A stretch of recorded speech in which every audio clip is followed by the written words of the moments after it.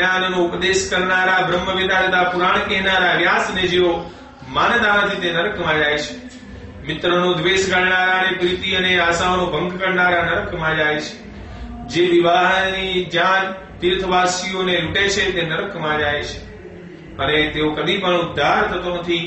જે પુરુષ ઘર, વન અને ગામને આગ લગાડે છે તે જરૂર યમલોક તો જાય જ છે, પરંતુ ત્યાં તેને યમદૂતો ઉંચકીને ધગધગતા અગ્નિમાં કુંડમાં નાખે છે.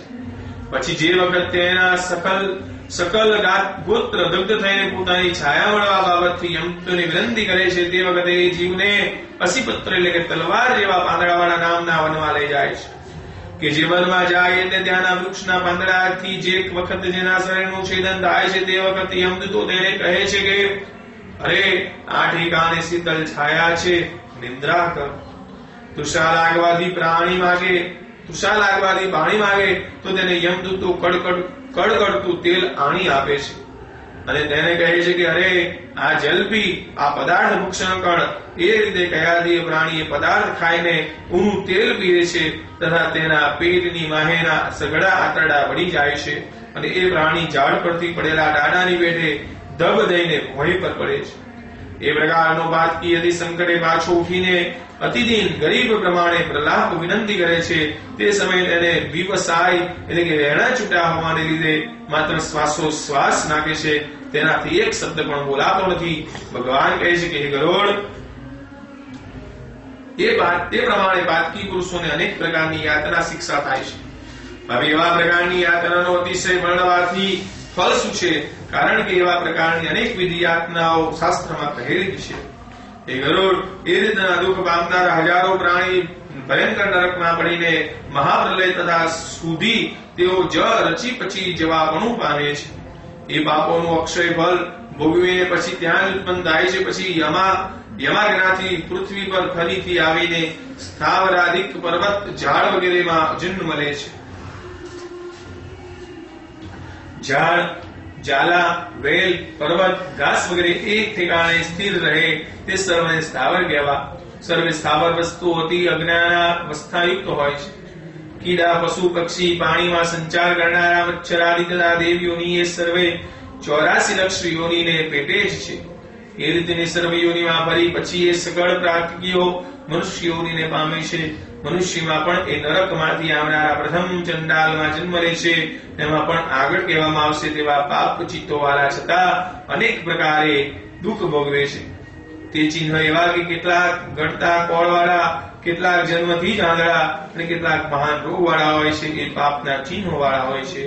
જય જય શ્રી ગરુડ ધ્વરાય સારદ્વારે ઓમ નરક વ્રત પાપ ચિહ્ન હોર્ગણો નામ ચતુર્ધો ચરિત્ર શ્રી કૃષ્ણ કનૈયા લાલ કી.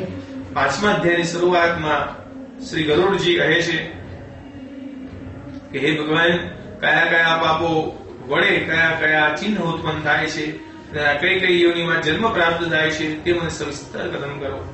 એ રીતનું ગરુડજીનું ભાષણ સાંભળીને ભગવાન કહે છે કે હે ગરુડ, નરકમાંથી આવેલા પ્રાણી જે જે યોનિમાં જન્મ લે છે તેઓ જે જે ચિહ્ન ઉત્પન્ન થાય છે તે સરળ તમને કહું છું, તમે સાંભળો. બ્રહ્મહત્યા કરનારો સઘળા જન્મોમાં ક્ષય રોગી થાય છે. ગૌહત્યા કરનારો કુબળો છતાં જડ બુદ્ધિનો થાય છે. પુત્રીને હણનારો કોઢના રોગ વાળો થાય છે. એ રીતે કહેલી હત્યાઓ કરનારા એવા ચિહ્નો વાળા છતાં ચાંડાલીઓનીમાં જન્મ લે છે. સ્ત્રી હત્યા અને ગર્ભપાત કરનારો ભીલના કુલમાં જન્મ લઈને રોગી થાય છે. પરણ્યા સિવાયની બાકીની અયોગ્ય સ્ત્રીઓ સાથે મૈથુન કરનારો નપુંસક થાય છે. ગુરુકુળમાંથી સ્ત્રીઓ તરફ માત્ર મૈથુનની ઈચ્છા કરે તો તેના અંગ પરની ચામડી ખરાબ થાય છે. માંસ ભક્ષણ કરનારો અતિ રક્તાગ્ધ એટલે કે સઘળું શરીર, ધોળા કોળવાળું છતાં આંખો મીચેલી હોય તે થાય છે. મદપાન કરનારા દાંત કાળા હોય છે. જીતેન્દ્રિય ન છતાં જે બ્રાહ્મણ માંસાદી ભક્ષણ કરે છે તે જલંધરનો રોગ ઉત્પન્ન થાય છે. મિષ્ટાન કર્યા છતાં કોઈને ન આપતા માત્ર પોતે જ ખાય છે તેને ગંડમાલા એટલે કે ડોક વિસ્ફોટક જેવું નીકળે છે તેનો રોગ થાય છે. શ્રાદ્ધમાં કોઈને એઠું અન્ન ખવડાવે છે જે ચિત્રપુષ્ટિ એટલે કે શરીર પર કરોડિયા નીકળે છે તેના રોગ વાળો થાય છે. ગર્વને લીધે ગુરુનું અપમાન કરે તો તેને વાઈ આવવાનો રોગ થાય છે. વેદ તથા શાસ્ત્રોની નિંદા કરનારો પાંડુ રોગી એટલે કે કમળી અથવા કમળા છતાં પેટમાં ગાંઠ વાળો થાય છે. ખોટી સાક્ષી પૂરનારો બોબડો થાય છે. અંગત જમતા પક્ષાપક્ષ કરી કોઈ જાતનું જમણ કોઈને મૂકે અને કોઈને ન મૂકનારો આંખે કાણો તીરછો કે મલાખો થાય છે. લગ્ન અથવા વિવાહ ભાગનારો ખોજરો એટલે એક હોઠ વગરનો થાય છે. પુસ્તકોની ચોરી કરનારો જન્માંતલે જન્મથી જ આંધળો થાય છે. ગાય અથવા બ્રાહ્મણને લાત મારનારો હાથે પગે ઠૂઠો અને લંગડો કે લૂલો થાય છે.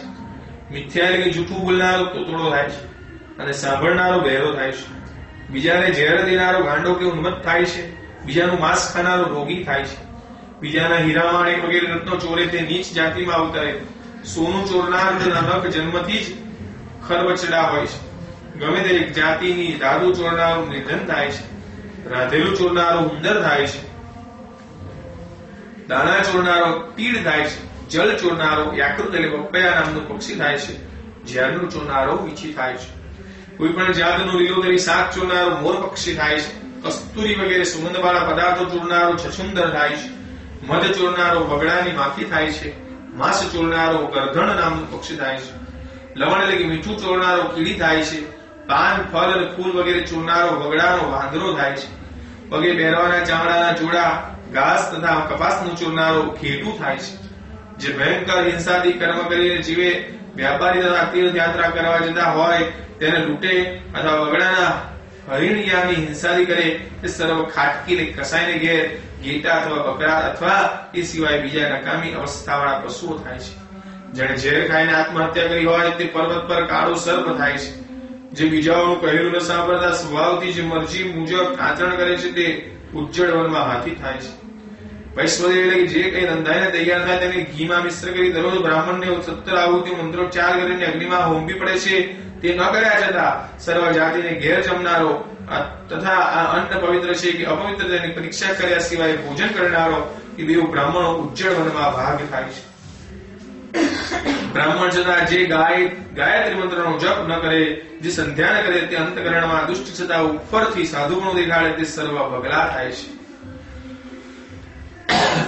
યજ્ઞ કરવાનો અધિકાર ન છતાં તેની પાસે જે બ્રાહ્મણ યજ્ઞ કરાવે છે તે ગ્રામ સૂચક એટલે ભૂંડ થાય છે.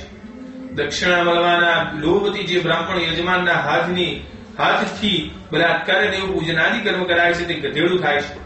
ભોજન કરવા માંડતા બ્રાહ્મણને જે મંત્રોચ્ચાર કરવાનો છે તે ન કરતા ભોજન કરે તે કાગડો થાય છે.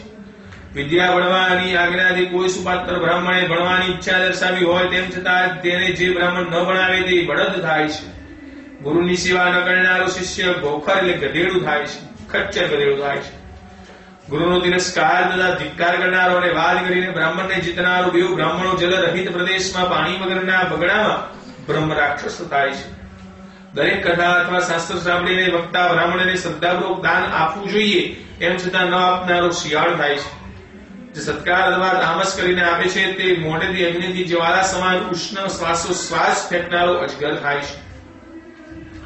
મિત્રનો દ્રોહ કરનારો પર્વત પરનું ગરધણ પક્ષી થાય છે. વ્યાપારમાં ઠગનારો ઘુવડ પક્ષી થાય છે. બ્રાહ્મણ ક્ષત્રિય વગેરેના 4 વર્ણ તથા બ્રહ્મચર્યાદી આશ્રમનો નિંદા કરે છે તે હોલો અને કબૂતર થાય છે.